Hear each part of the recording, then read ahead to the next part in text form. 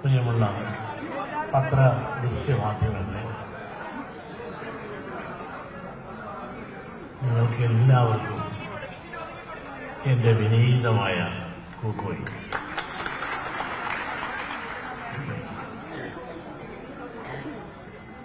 ഇന്നലെ ഈ സമ്മേളനം നടക്കുന്നതിന് അരമണിക്കൂർ മുമ്പ് തന്നെ ഇന്ത്യ ഗവൺമെന്റ് ഒരാദരവ് നൽകി, പത്മഭൂഷൺ. നിങ്ങളെല്ലാം ടി വിയിലെല്ലാം കണ്ടു. ഇപ്പോൾ ഇതിന് മുമ്പിൽ തന്നെ അത് പ്രസിദ്ധിച്ചുണ്ട്. എനിക്ക് കിട്ടിയ അവാർഡ് ഒരു ബാഡ്ജ്, ഒരു സർട്ടിഫിക്കറ്റ്. ആ ബാഡ്ജ് അടങ്ങിയ പേടകമാണ് ഞാൻ ഗുരുവിൽ സമർപ്പിച്ചൊന്ന്. മറ്റൊന്ന് തന്ന സർട്ടിഫിക്കറ്റ് ഉൾപ്പെടുത്തിയിരിക്കുന്ന ഒരു പേടകം ആണ് മറ്റൊന്ന്. ഇത് രണ്ടും ഞാൻ ഗുരുവിന്റെ വാദത്തിൽ നിങ്ങളെ സാക്ഷിയാക്കി സവിനയം സമർപ്പിക്കാൻ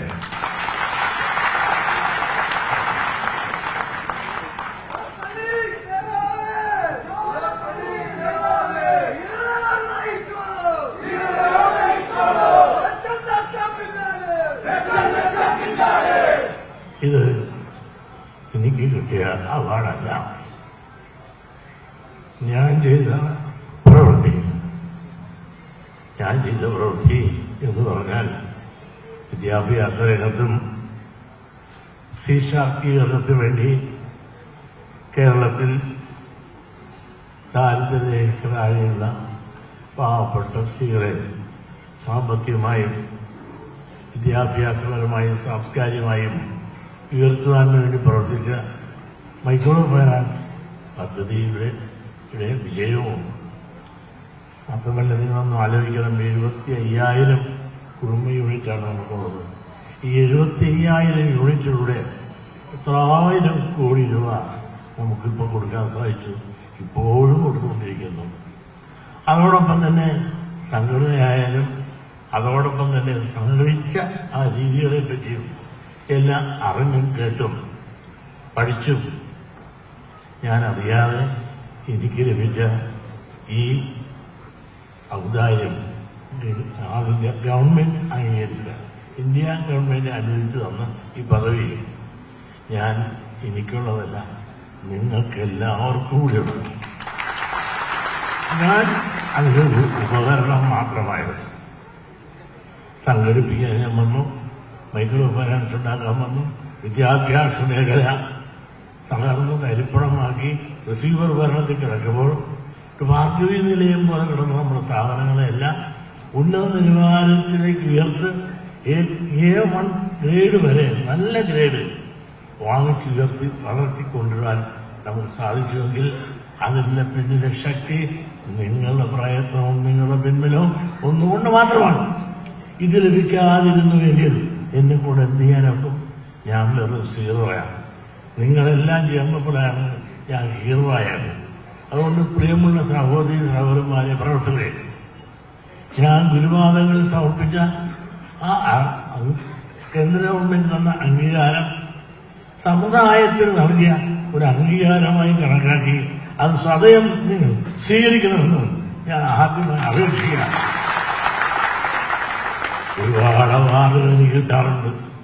ഈ അവാർഡ് കിട്ടുന്നതിന് തൊട്ട് മുമ്പും എന്തെല്ലാം ആഘോഷമാണ് വേണമെന്ന് ചാനൽ ചർച്ചക്കാരും ചാനലുകാരും അതിന്റെ ശോഭയൊക്കെ എടുത്തുവാൻ 2-3 ദിവസങ്ങൾക്ക് മുമ്പ് എന്തെല്ലാം നടന്നുവിടാം. കൊടുക്കാതിരിക്കാൻ കേസ് നടന്നു. തരണമെന്നും പറഞ്ഞ് ഞാൻ നടന്നിട്ടില്ല. കിട്ടുമെന്ന് പറഞ്ഞ് ആരോടും ശുപാർശ ചെയ്തിട്ടില്ല. പക്ഷെ കേസ് കൊടുത്തത് നിങ്ങളൊന്ന് ആലോചിക്കണം. SNDPO പ്രവർത്തനങ്ങൾക്ക് മാത്രം വരെ ഈ കേസുള്ളത്. ബാക്കിയുള്ളൊരു അവാർഡ് കൊടുക്കുന്നതൊന്നുമില്ലല്ലോ. മാത്രമല്ല ചർച്ച ഏത് നമ്മളാരും പ്രതീക്ഷിക്കാത്ത ചാനലുകാർ വരെ 2 ദിവസം അടിച്ച് പാസ്വഴിച്ചില്ലേ ഇതിന്റെ ശോഭ എടുത്തുവാൻ. എന്നിട്ട് അതായിരിക്കും ആ ശോഭ എടുക്കാനുള്ള ശ്രമത്തിന്റെ ഒരു വെല്ലുവിളി ആയിരിക്കാം ഇത്ര ആയിരക്കണക്കിന് ആളുകളെ ഞാൻ വന്നപ്പോൾ സ്വീകരിക്കാനുള്ള വിചാരിക്കാം. ഇവരൊന്ന് മനസ്സിലാക്കണം.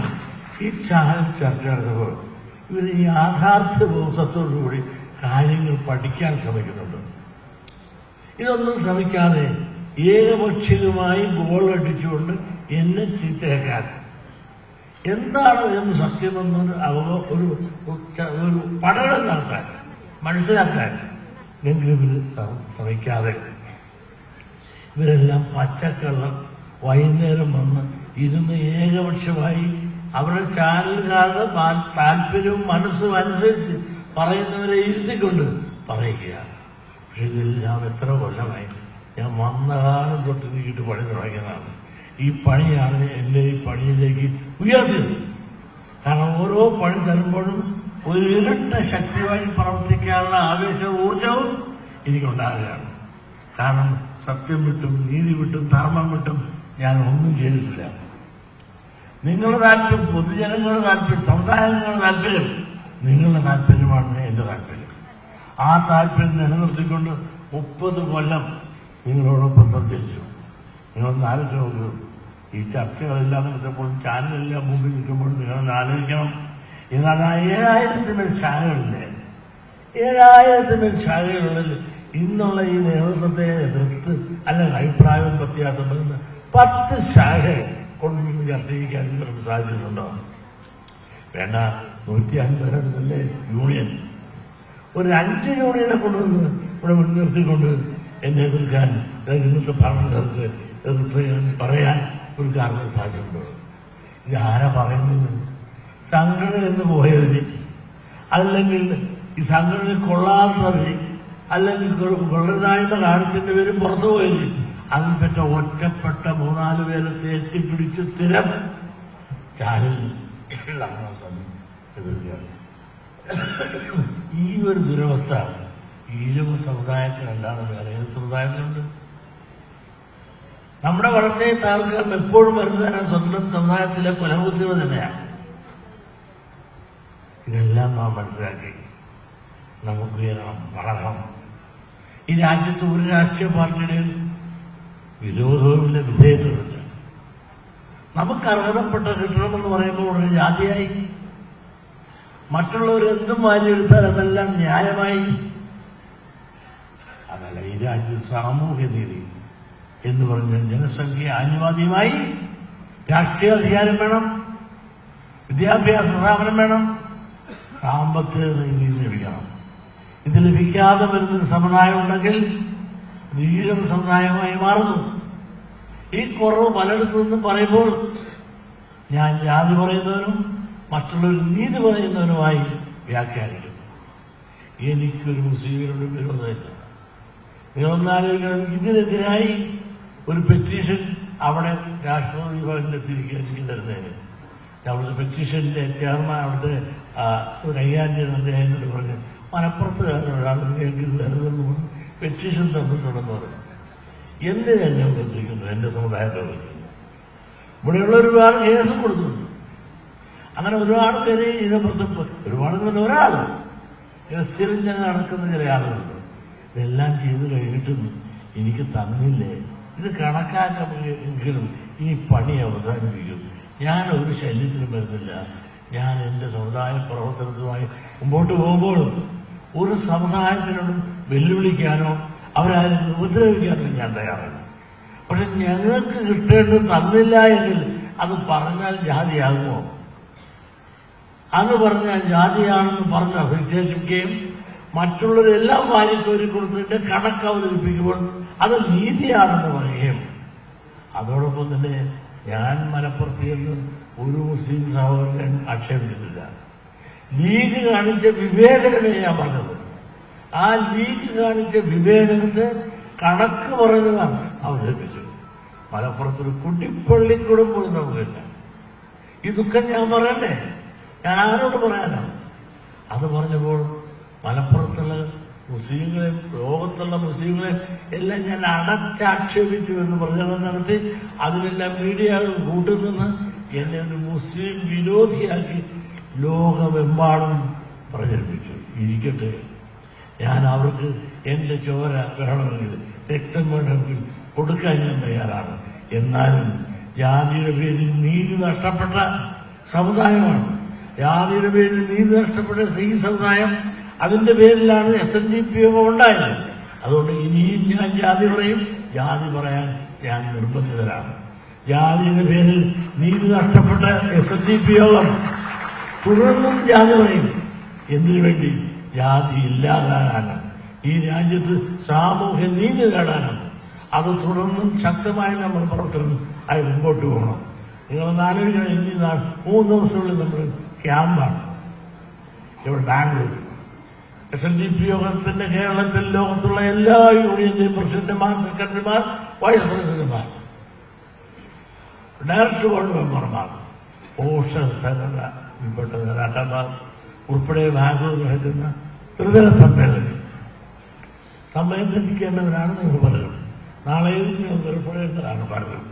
അതുകൊണ്ട് നിങ്ങളെല്ലാം വരേണ്ട ആളുകളെല്ലാം തന്നെ അവിടെ വന്ന് ഭാവി പ്രവർത്തനത്തെപ്പറ്റിയും പരിപാടികളെപ്പറ്റി ചർച്ച ചെയ്തുകൊണ്ട് അനാവശ്യമായി നമ്മളെ ഉപദ്രവിക്കുന്ന, അവരെല്ലാം വിമർശിക്കുന്ന രാഷ്ട്രീയക്കാര് അതേ നാണയത്തിൽ എങ്ങനെ നേരിടണമെന്നതിനെ പറ്റി ചിന്തിക്കാനും പ്രവർത്തിക്കാനും നമുക്ക് സാധിക്കണം. ഈ നല്ല നേരത്ത് ആരെയും പറ്റുമെന്ന് ഞാൻ പറയുന്നില്ല. പറയാനാണെങ്കിൽ പലരെ പറ്റിയും പറയാനിരിക്കുന്നു. പറയാത്തതെന്താണെന്ന് വെച്ചാൽ എന്റെ മാന്യത കൊണ്ടാണ്. എനിക്ക് രാഷ്ട്രീയ മോഹമില്ല. ഞാനൊരു പാർട്ടിയുടെ വാലിന്റെ ചൂടല്ല. ഒരു പാർട്ടിനെ വളർത്താനോ തളർത്താനോ ഞാനില്ല. ഈ സാമൂഹ്യ സത്യങ്ങൾ പറയുമ്പോൾ എന്നെ എന്നും തേജോവധം ചെയ്യാൻ നടക്കുന്ന രാഷ്ട്രീയ പാർട്ടികൾ ആരായാലും അവരെ എതിർക്കാതിരിക്കാൻ നോക്കൂ. SNDP യോഗം നേതാക്കന്മാർ പറയുന്നത് മാത്രം പൊക്കി പിടിച്ചുകൊണ്ട് സമുദായത്തെയും വ്യക്തിഹത്യ നടത്താൻ നടത്തുന്ന ഏത് രാഷ്ട്രീയ നേതാവായാലും അവരെ പ്രതികരിക്കുകയും അവരെ പ്രതിഷേധിക്കുകയും അവരോട് പ്രതികരിക്കാൻ നമുക്ക് സാധിക്കണം. നമ്മൾ കല്ലും മണ്ണുമില്ല, പ്രതികരണ ശേഷിയുള്ള സമുദായമാണ്. അങ്ങനെ പ്രതികരിച്ചുകൊണ്ടാണ് നമ്മളിവിടെ വരെത്തിയത്. ഇവിടെ പ്രതികരിക്കാതെ ഇവരെല്ലാം ചവിട്ടും തൊഴിയും കൊണ്ടുകൊണ്ട് അവരുടെ അടിയാന്മാരെ കഴിയേണ്ടവരില്ല. നമ്മൾ ഈ രാജ്യത്തിന്റെ ഉടമകളാണ്. ആ ഉടമകളെ അടിമകളാക്കി കൊണ്ടുപോകാനുള്ള രാഷ്ട്രീയ ചിന്തകളുമായി വരുന്ന രാഷ്ട്രീയക്കാരെ ചോദ്യം ചെയ്ത് ഈ രാഷ്ട്രീയ അധികാരം ഈ അധസ്ഥിത വർഗത്തിനും അർഹതപ്പെട്ട കിട്ടണമെന്നുള്ള മുദ്രാവാക്യം ഉയർത്തിപ്പിടിച്ചുകൊണ്ട് സംഘടന ഇരട്ടി ശക്തിയോടുകൂടി പ്രവർത്തിച്ച് മുമ്പോട്ട് പോകാനുള്ള എല്ലാ പിൻബലവും ശക്തിയും നിങ്ങൾ തന്നുകൊണ്ടിരിക്കുന്നു. ഇനിയും തന്ന് ഇത് വളർത്തി ഉയർത്തുവാൻ നിങ്ങൾ സഹായിക്കണമേ എന്ന് ഞാൻ അപേക്ഷിച്ചുകൊണ്ട് ഞാൻ നിർത്തുന്നു. നന്ദി. അതോടൊപ്പം ഈ സമ്മേളനത്തിൽ ഇത്രയധികം ആളുകളെ നിങ്ങൾക്ക് ഓരോരുത്തരും എന്ന് പറയാനും ഏറെ അറിയില്ല. കാരണം എത്രയോ ആളുകളാണ് കഷ്ടപ്പെട്ട് അവിടുന്ന് വിടുന്നതായിട്ട് സൈഡിലും മുകളിലും എല്ലാം ആയിട്ടും ആയിരക്കണക്കിന് ആളുകൾ ഇവിടെ ഒത്തുകൂടിയിരിക്കുന്നു. ഗംഭീരമായ ഒരു സാന്നിധ്യം എന്നെ ഈ വരവേൽപ്പിക്കാൻ വേണ്ടി നിയോഗിച്ചു സംഘടിക്കുകയും വരികയായി ചെയ്യാനുള്ള മനസ്സ് കാണിച്ചു, സ്വീകരിക്കാനുള്ള മനസ്സ് കാണിച്ചു. ഈ വലിയ മനസ്സ് ഞാൻ എത്ര കണ്ട് പറഞ്ഞാലും എനിക്ക് സംതൃപ്തി വരികയില്ല. എന്റെ ഹൃദയത്തിൽ തൊട്ട് നിങ്ങൾ ഓരോരുത്തരോടും എന്റെ നന്ദിയോടെ പറയുന്നു. ഞാൻ നമസ്കാരം. കൂടുതൽ വാർത്തകൾക്ക് news 18 Keralam YouTube channel subscribe ചെയ്യുക.